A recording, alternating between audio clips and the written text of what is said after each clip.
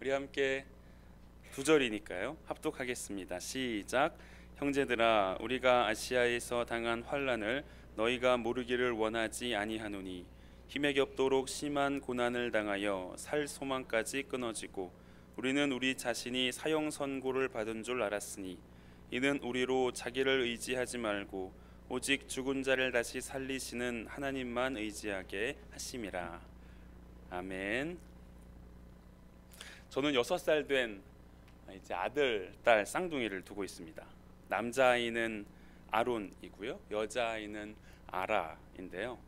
어느 날 저희 집 그 딸을 보는데 모든 아빠 분들이 다 그러시겠지만 참 예뻐 보이는 거죠, 그날따라.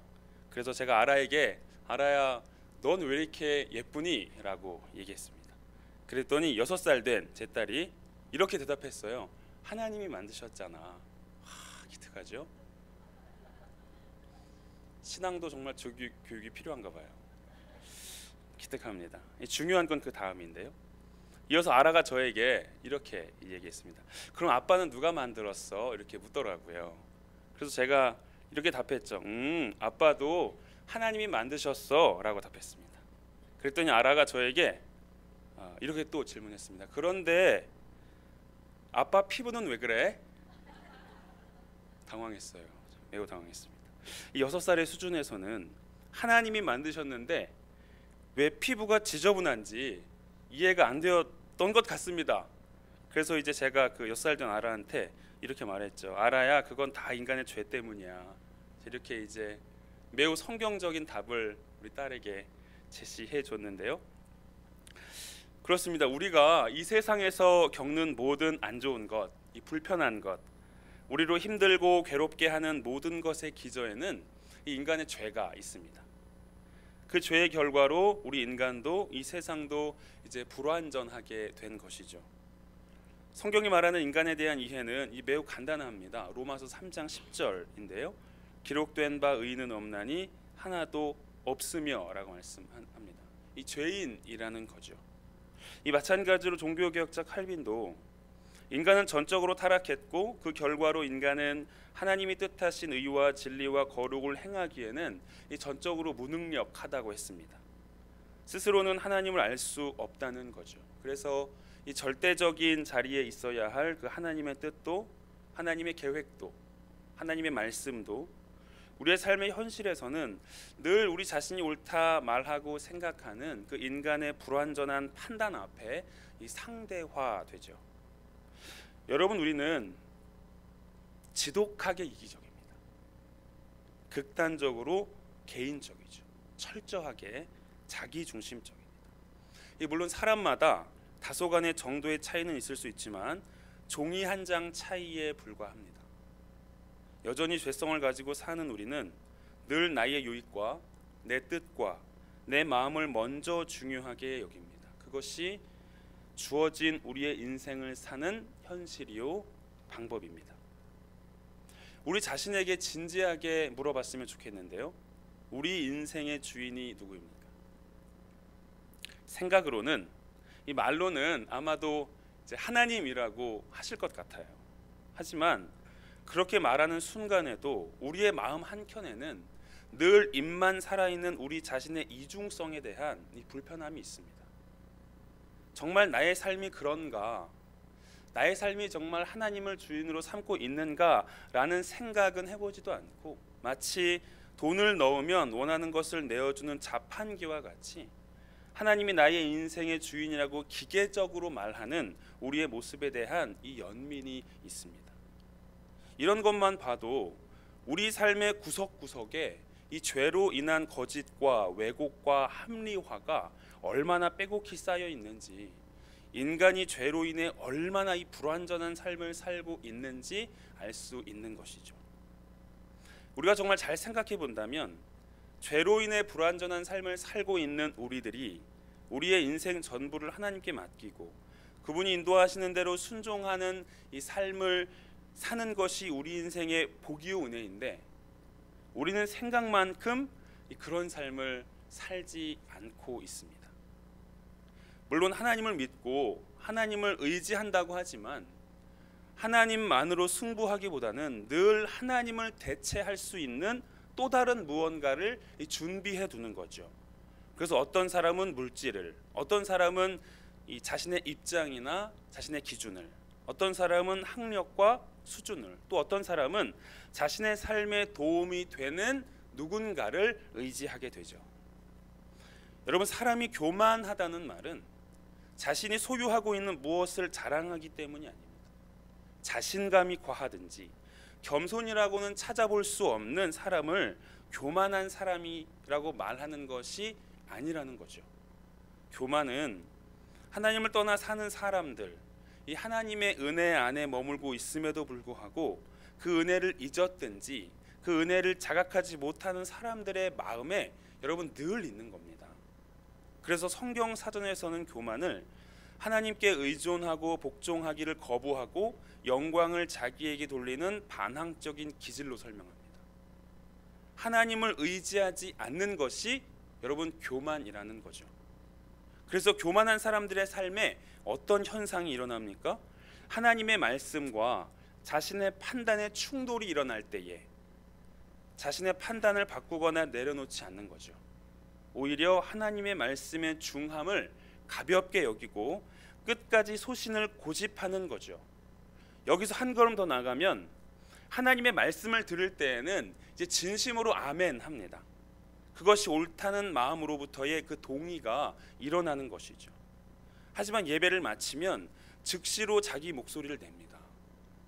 하나님의 말씀 앞에 인격적인 반응이 아니라 기계적인 반응이 나올 만큼 그 마음에 이 교만이 가득하다는 것이죠. 그뿐입니까? 우리의 인생이 물질과 성공에 달려 있는 줄 알고 그것에 소망을 두는 사람들, 자기 만족감과 성취감을 추구하며 그것이 없을 때에 인생의 허무함을 느끼는 사람들, 입술로는 늘 하나님을 전면에 내세우지만 실제로는 사람이 자신이 맨 앞에 서서 자신의 인생을 진두지휘하는 사람들, 여러분, 이런 사람이 바로 교만한 사람이고 우리 모두 다 여기서 자유로울 수 없죠. 잠언 16장 9절입니다. 사람이 마음으로 자기의 길을 계획할지라도 그의 걸음을 인도하시는 이는 여호와시니라. 여러분, 여기서 우리가 이것 하나만큼은 확실히 하면 좋겠습니다. 우리의 인생을 인도하시는 분은 여호와 하나님입니다. 그래서 NIV 영어 성경에서도 마음으로 사람이 그의 길을 계획할지라도 여호와 하나님의 그의 길을 결정한다. 제가 영어를 잘 못하지만 읽어보겠습니다. 한 문장만. The Lord determines his steps. 하나님이 그의 길을, 그의 걸음을 결정한다고 합니다. 여기서 결정한다는 동사 여러분 현재형입니다. 결정하는 그 동작이 반복적으로 일어난다는 거죠. 다시 말해서 하나님이 우리의 인생길을 그냥 한두 번 인도하시고 마시는 것이 아니라 반복적으로 이 땅에서 우리의 인생이 끝나는 그날까지, 아니 저 천국에서 하나님과 함께 영원한 행복과 기쁨을 누리는 그날까지 하나님이 우리의 인생길을 계속적으로 반복적으로 친히 인도하시고 결정하신다는 겁니다. 그와 같은 하나님의 인도하심에 따라 우리의 인생이 높아지기도 하고 낮아지기도 하는 겁니다. 기쁨과 행복을 경험하기도 하고 슬픔과 불행을 경험하기도 합니다. 시온의 대로와 같은 평탄한 길을 경험하기도 하고 어두움으로 가득한 긴 터널을 경험하기도 합니다. 형통을 경험하기도 하고 불통과 한계를 경험하기도 합니다. 우리의 생명은 어떻습니까? 우리는 스스로 태어난 날을 결정하지도 않았고 죽을 날도 스스로 결정하는 것이 아닙니다. 우리가 50년을 살지 60년을 살지 70년 그 이상을 살지 그것은 강남에 있는 유명한 도사도 명성에 있는 의사도 알 수 없는 겁니다.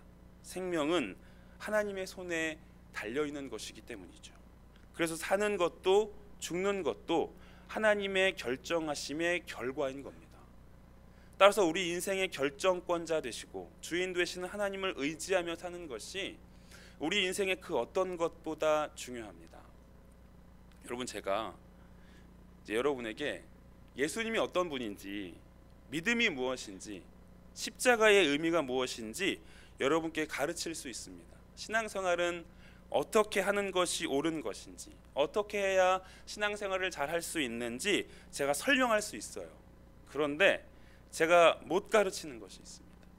저뿐만이 아니라 실력이 있든 큰 교회 담임 목회자든 누구를 할지라도 여러분 가르치지 못하는 것이 있습니다. 하나님을 의지하는 것, 그것은 성경이나 교리를 많이 안다고 배우는 것이 아닙니다. 하나님을 의지하는 것은 신앙생활을 오래 한다고 해서 배우는 것도 아니고, 목회자라고 해서, 중직자라고 해서, 사명자라고 해서 알게 되는 것도 아닙니다.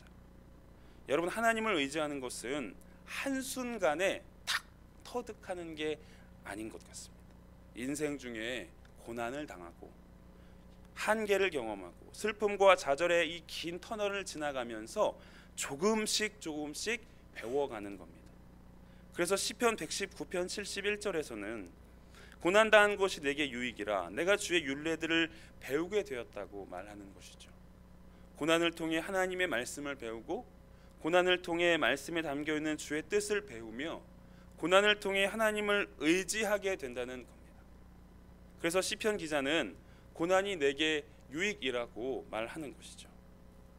오늘 보면 8절에서 사도 바울은 힘에 겹도록 심한 고난을 당하여 살 소망까지 끊어졌다고 고백합니다. 이 힘에 겹다는 말은 참을 수 있는 힘의 한계점을 말합니다. 마치 낭떠러지 앞에 서 있어서 이제는 살짝만 밀어도 끝이 보이지 않는 바닥으로 떨어질 것 같은 그런 상태에 있는 것과 같습니다. 그래서 살 소망이 끊어지고 우리 자신이 사형 선고를 받은 줄 알았다고 말합니다. 이 사도 바울의 삶이 어떠했기에, 그의 인생 중에 어떤 경험이 있었기에 이와 같은 고백을 하는 것일까요? 고린도후서 11장 23절로 28절입니다. 제가 한번 읽어보겠습니다. 그들이 그리스도의 일꾼이냐 정신없는 말을 하거니와 나는 더욱 그러하도다.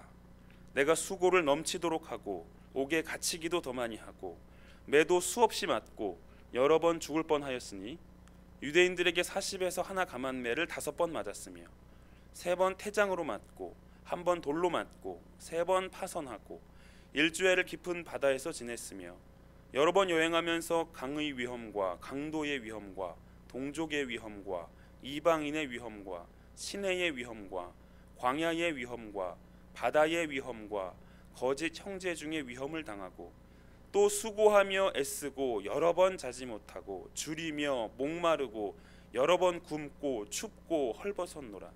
이외의 일은 고사하고 아직도 날마다 내 속에 눌리는 일이 있으니 곧 모든 교회를 위하여 염려하는 것이라. 여러분, 이 엄청난 고난은 사도 바울이 특별한 헌신자였기 때문에, 복음 전도자였기 때문에 받은 것이 아닙니다.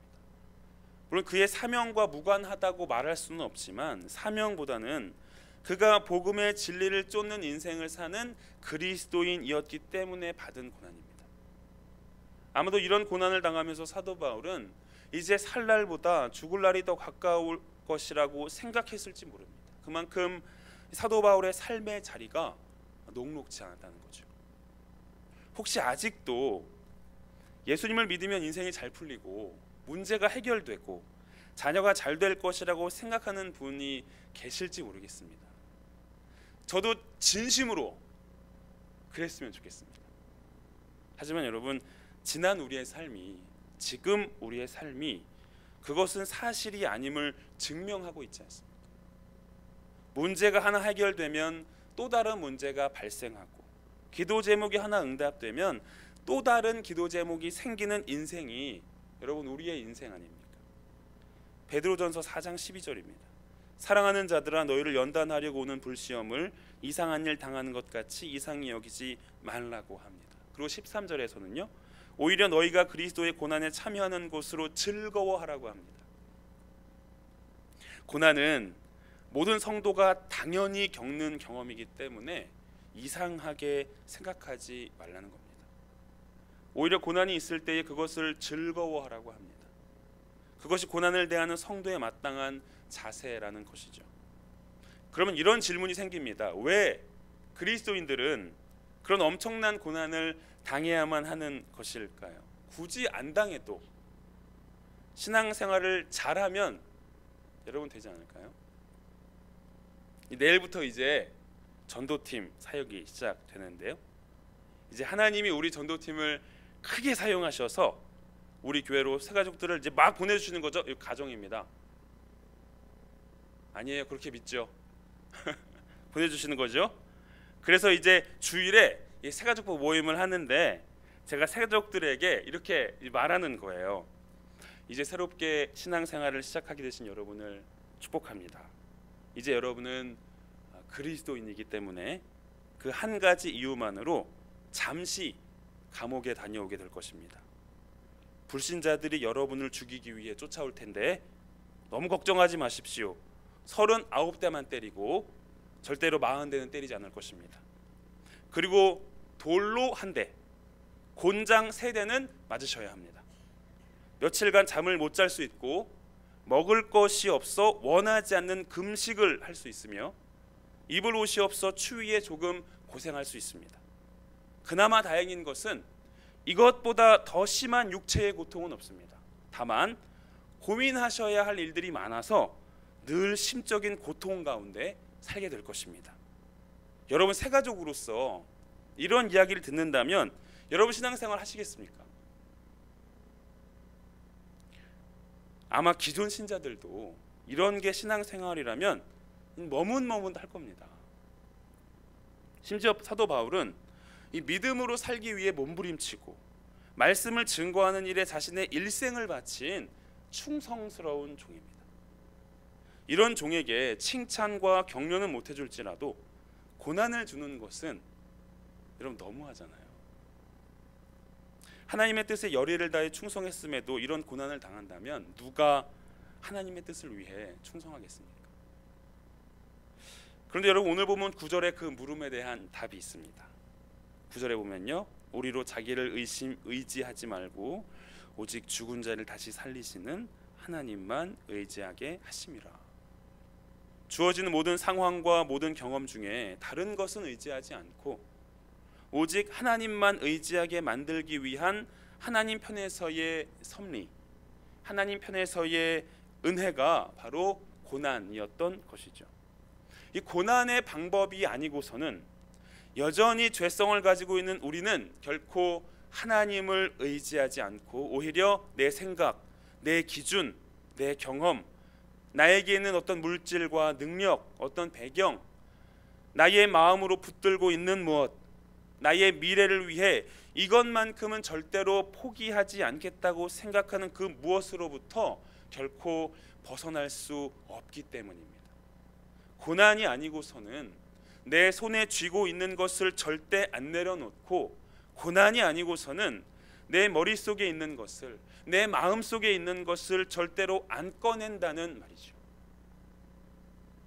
여러분, 우리 인생에 있는 모든 고난, 불편함, 걱정과 두려움과 문제는 우리를 하나님만을 의지하는 그 자리로 부르시는 하나님의 부르심입니다.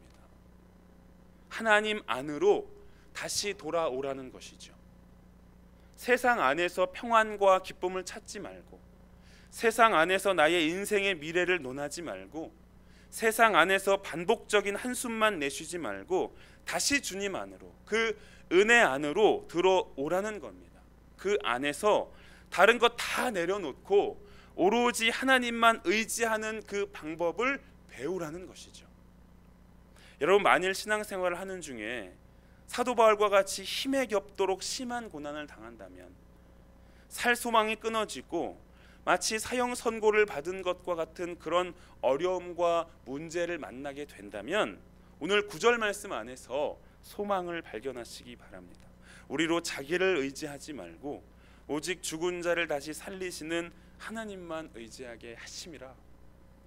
어떤 고난과 고통이라 할지라도 그것의 합리적인 어떤 설명을 구하기 전에, 내가 왜 이런 어려움을 당해야 하는지 모르겠다며 하소연하기 전에, 다른 사람들에게 그 이유를 묻기 전에, 이 고난은 나의 힘이시고 소망이시며 구원이 되시는 하나님을 더욱 의지하라고 주신 하나님의 섭리요, 하나님의 은혜인 줄 알고 여러분 그 자리에서 전적으로 하나님을 의지하는 우리가 되기를 바랍니다.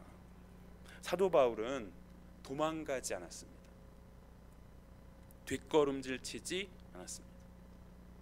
물론 여러분 고난으로 인해 한숨 쉴 수 있습니다. 불평과 불만이 절로 나올 수 있죠. 답답해서 견딜 수 없는 상태에 이를 수 있습니다. 하지만 이제는 바로 그때에 우리도 사도 바울과 같이 오로지 하나님을 전적으로 의지하며 그 모든 불평과 불만과 답답함과 문제를 가지고 주님 앞으로 나아가게 되기를 여러분 바랍니다. 욥기 23장 10절입니다. 그러나 내가 가는 길을 그가 아시나니 그가 나를 단련하신 후에는 내가 순금과 같이 되어 나오리라. 이 고난의 긴 터널 끝에 우리의 인생이 금과 같이 되어 하나님 앞에 서게 된다는 겁니다. 우리가 당하는 모든 영적이고 육적인 고난의 이유와 목적이 있다는 겁니다. 그것은 하나님이 우리 인생을 금과 같이 만들기 위함인 거죠. 여러분, 하나님이 지금 우리가 걷고 있는 이 길을 다 아십니다. 이후로 우리가 걸어가야 할 그 길도 다 아십니다. 그 길 위에서 때를 따라 돕는 은혜를 베푸시고 그 가운데 만나는 모든 고통과 고난과 한숨과 슬픔으로부터 우리의 인생이 좌초되지 않도록 지키시고 보호하실 겁니다. 그것으로 결국 우리 인생을 금과 같이 빚으실 겁니다.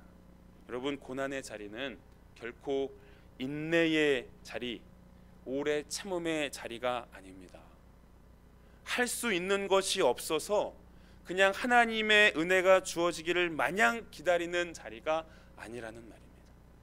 오히려 고난의 자리는 적극적으로 하나님을 의지하는 자리입니다. 인내하고 버티기 위해 의지하는 것이 아닙니다. 고난의 이유와 목적을 알기 위해 그것으로 우리의 인생이 금과 같이 되는 것을 보기 위해 여러분 하나님을 의지하는 자리인 것이죠. 여러분 힘냅시다. 하나님을 의지하십시다. 하나님을 우리의 인생의 피난처로 삼아 그 안에서 쉼을 얻으십시다. 매일같이 은혜와 섭리로 우리 인생을 붙들고 계시는 그 하나님의 손길을 여러분 우리가 믿으십시다. 형제들아, 우리가 아시아에서 당한 환난을 너희가 모르기를 원하지 아니하노니 힘에 겹도록 심한 고난을 당하여 살 소망까지 끊어지고 우리는 우리 자신이 사형 선고를 받은 줄 알았으니 이는 우리로 자기를 의지하지 말고 오직 죽은 자를 다시 살리시는 하나님만 의지하게 하심이라. 우리를 향한 이 하나님의 음성을 믿고 마음에 새기며 실제로 이렇게 살아가는 우리들이 되기를 바랍니다. 저를 한번 따라해 주시겠습니까? 하나님만 의지하겠습니다. 한 번 더요. 하나님만 의지하겠습니다. 그렇게 되는 우리들이 되기를 간절히 소망합니다. 우리 함께 찬송 부르고